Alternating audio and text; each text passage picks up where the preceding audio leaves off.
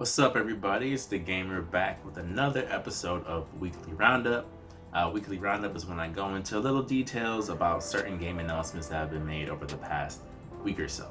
So let's get right into it. First thing up, Mortal Kombat 11 has kind of done the big old rollout for Sindel. Now, I'll be honest with you guys, I'm very biased towards this announcement.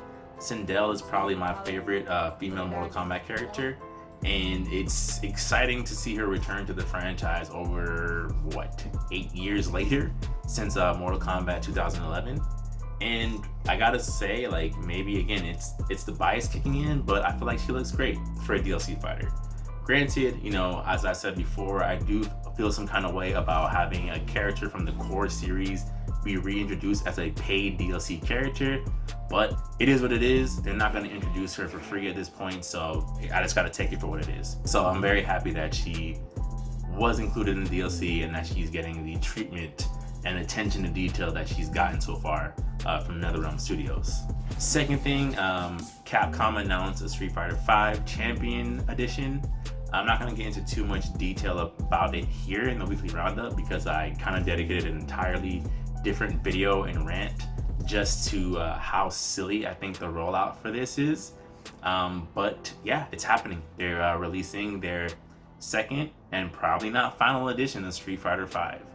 And to kind of sum up my other video, I think it's very underwhelming, and I think it's a little disappointing the way that they're handling Street Fighter V, especially considering how much attention they put into revitalizing their other franchises over the past few years.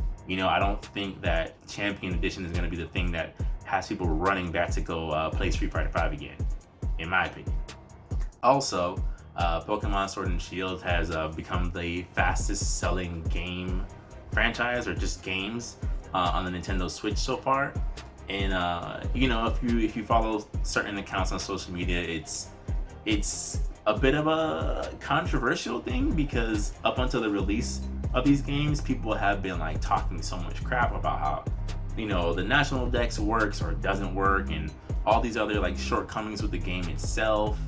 And based on the reviews, reviews seem to be fairly positive for the game. But I gotta be honest, from what I've seen, it does seem like a pretty underwhelming Pokemon entry. And this is coming from someone who's a pretty casual fan of the franchise. I'm not I wouldn't call myself like a hardcore fan, but I do enjoy the games. I think they're fun for the most part. But for me, I personally didn't see anything with Sword and Shield that was really cool or really innovative enough to warrant it be like, yo, this is the game you have to get. However, the people who have been defending Sword and Shield for all these months are kind of like, ha, you see, all this crap talking you guys have been doing, and the game is still one of the best-selling games on Nintendo Switch. But it's that's like saying a Dragon Ball Z game is not going to sell, right? We've had terrible Dragon Ball Z games come out. Ultimate Tenkaichi is the first thing that comes to mind. That game sold pretty well, all right? So we're talking about franchises at this point. Anything with Pikachu slapped across it is gonna sell. It doesn't matter how good or how bad it is. It's marketed to children. Parents, recognize the brand. They recognize the Charmanders and the Pikachus and the Meowths and the Mewtwo's, right? They just know oh, my kid wants Pokemon. Who cares how it actually plays and handles? Time will tell how, Sword and Shield stacks up to further entries into the Pokemon franchise, which will probably never end.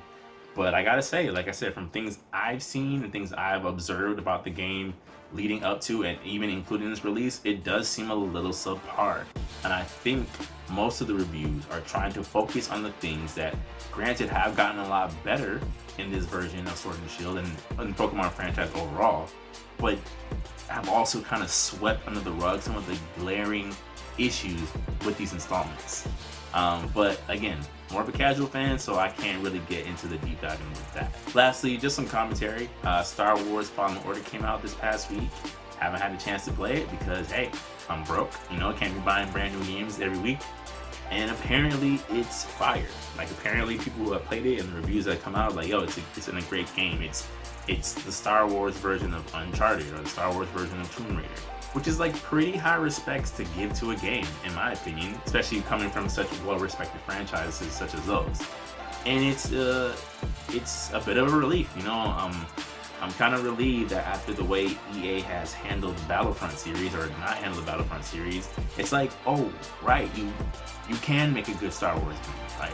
Star Wars games not being good doesn't have anything to do with the property. It has to do with the people making them.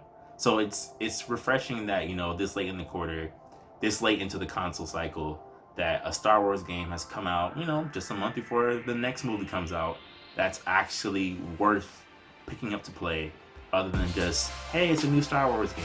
It seems like it was made with a lot of love, at least from what I've seen. And I honestly can't wait to play it when it goes on discount. So that's just my opinion on the weekly roundups. What do you guys think? Do you feel like any of these games have really blown your mind expectations-wise? Do you feel like they're kind of underwhelming expectations-wise?